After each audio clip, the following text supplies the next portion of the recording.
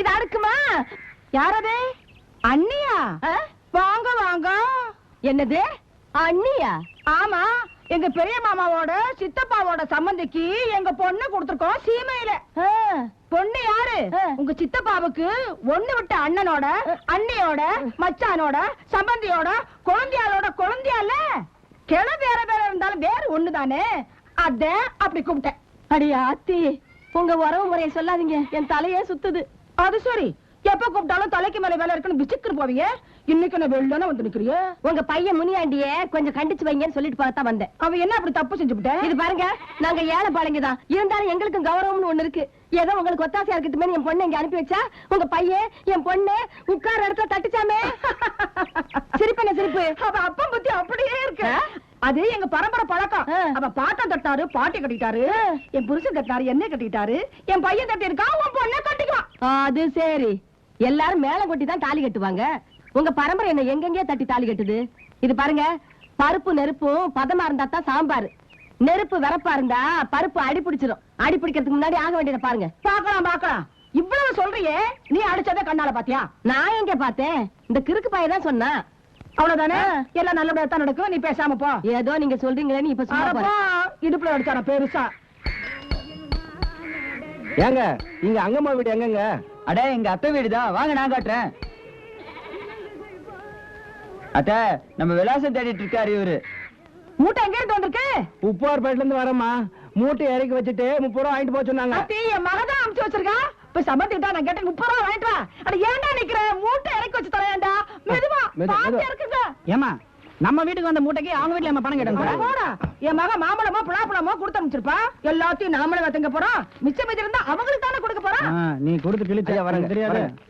மூட்டை பிரிங்கடா.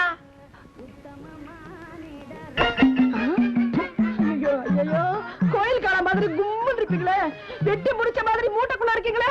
என்ன மாப்பிள்ள, என்ன ஆச்சு உங்களுக்கு? கையில காசு இருந்திருக்கும், கண்டபடி குடிச்சிட்டு நட்டுக்கிட்டு விழுந்திருப்பான். அதான் கட்டி போட்டு மூட்டையா கொண்டு வந்திருக்காங்க. தப்பு மச்சான், தப்பு.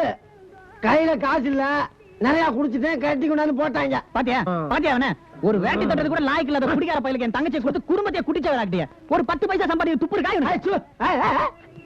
இந்த நேரம், இந்த நிமிஷம், இந்த இடத்துல 10 ரூபா சம்பாதிச்சு தெரியுமா? பாத்தியாடா, என் மாப்பா சம்பாதிக்க ஆரம்பிச்சிட்டாரு. எப்படி மாப்பிள்ள? உங்ககிட்ட 30 ரூபா வாங்கிட்டு போனான்ல, அதுல 20 ரூபாய்க்கு தான் குடிச்சேன். மிச்சம் 10 ரூபாய் வீட்டுல கொடுக்க சொல்லிட்டல. எப்படி நிறைய குடிச்சாலும் நிதானம் தவற மாட்டேன். உத வாங்குறதுக்கு முன்னால ஊரை விட்டு போயிடு. நான் திரும்பி வரப்ப உன்னை பார்த்தேன், தலைய வெட்டி போடுவேன். ஜாக்கிரதை. பாத்தீங்களா, அவ்வளவு இலக்காரமா போயிட்டுனா. இவன் தங்கச்சி கட்டின மாப்பிள்ள நான் வந்திருக்கேன், கிடா வெட்டி சோறு போடுவான்னு பார்த்தா தலையை வெட்டி போடுவேன்னு சொல்றான். எனக்கும் கோவம் வருதா? கோவம் வந்தா என்ன ஆகும்? பொண்ணு நிலைமை நினைச்சு பாரு. அதெல்லாம் ஒண்ணு வேணாம் மாப்பிள்ள, நீங்க வாங்க சாப்பிடலாம். மானச நானு என்ன கேவலமா பேசுற வீட்டுல கையில் நினைக்க மாட்டேன். ஐயர மீன் குழம்பு வச்சிருக்கேன், ஆசையா தம்பிங்களை பார்த்து. ஐயர மீனா? அப்பா அவன் கிடக்குறான். பாப்பா முனியாண்டி, சௌரியமா இருக்கியா? இருக்கு செவச்சண்டா, முட்டுக்கடா சண்டா, ரேக்லா பந்தயம் எல்லாத்திலும் நீயே ஜெயிச்சுட்டு வர்றிய. அப்படியே நம்ம கையில வித்த வச்சிருக்க. வித்தையா? வித்தையாவது கத்திரிக்காயாவது. தேவை சண்டா, முட்டுக்கடா சண்டா, ரேக்லா பந்தயம் எல்லாம் ஜெயிக்கணும். சும்மாவா?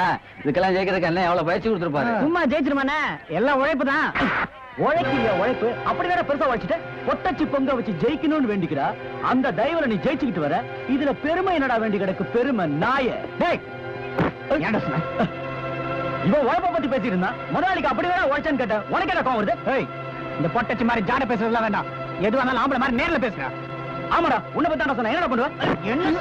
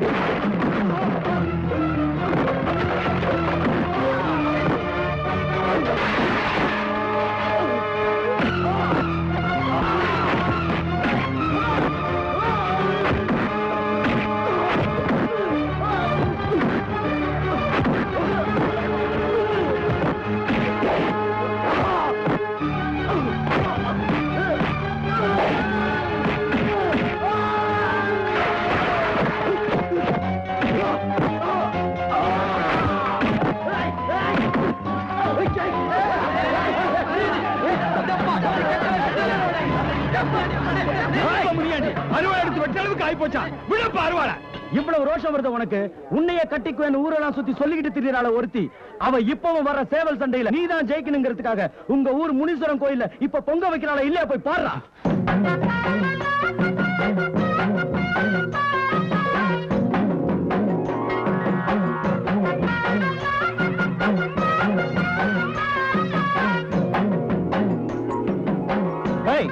என்னடி என்னடி இதெல்லாம் பாட்டா தெரியல பொங்க வைக்கிறேன் அதாண்டி கேக்குறேன் நான் பந்தயத்துல ஜெயிக்கணும்ன்றதுக்காக நீ ஏண்டி பொங்க வைக்கிற என்னது நீ ஜெயிக்கணுங்கிறதுக்காக நான் பொங்க வைக்கிறேனா எனக்கு என்ன தலை எழுத்தா ஏய் கண்ட கண்ட போரிக்கி பசங்களா நீ பொங்க வைக்கிறதால நான் பந்தயத்துல ஜெயிக்கிறேன்னு சொல்றாங்க நீ அதுக்கு ஏத்த மாதிரி பொங்க வச்சிட்டு திரியற உன் ஆடு ஜெயிச்சா எனக்கு என்ன மாடு ஜெயிச்சா எனக்கு என்னையா ஆட்டுக்கடா சண்டை கோழி சண்டைன்னு தெரியற சூதாடியா இல்லாம ஒரு நல்ல பொறுப்பான மாப்பிள்ளையா பார்த்து நான் போற இடத்துலயாவது நிம்மதியா வாழ வழி செய் சாமின்னு வேண்டிக்கிட்டு பொங்க வைக்கிறேன் நீ என்னடா கண்டபடி வந்து கத்திட்டு இருக்கியே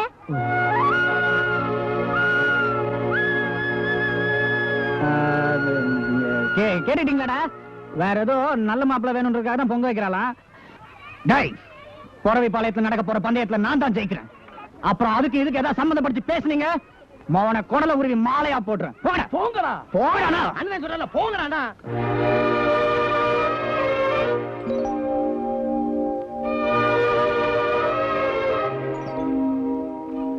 சாமி அது ஒண்ணும் தெரியாது வெகுளி முரட்டு சுபாவம் யாரோ என்னமோ சொல்லிட்டாங்கிற வேகத்துல ஏதேதோ பேசிடுச்சு நான் கூட அதுக்காக பொங்க வைக்கலன்னு சொல்லிட்டேன் ஆனா உனக்கு தெரியும் நான் எதுக்காக பொங்க வைக்கிறேன்னு சாமி அடுத்த வாரம் நடக்க போற சேவல் பந்தயத்துல அதுதான் ஜெயிக்கணும் நான் அங்க பிரதர்ஷனம் பண்ணிட்டு ஒரு பானைக்கு 7 பானையா பொங்க வைக்கிறேன்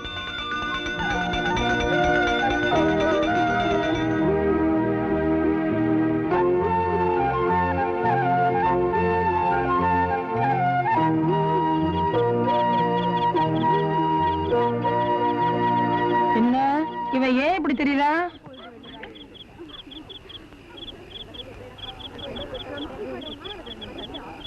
ஏண்டா இந்த சித்ரா பௌர்ணமி நிலவுல ஊரெல்லாம் ஒன்னா கூடி சோறதுங்க வந்திருக்கோம் இந்த சமயத்துல இவன் ஏன் மூஞ்சி தொங்க போட்டு சுத்துறா என்னாச்சு உனக்கு அத்தா காலம்பரம் அண்ணன் முனியாண்டி கோயிலுக்கு போயிட்டு வந்திருந்தே இப்படிதான் இருக்கு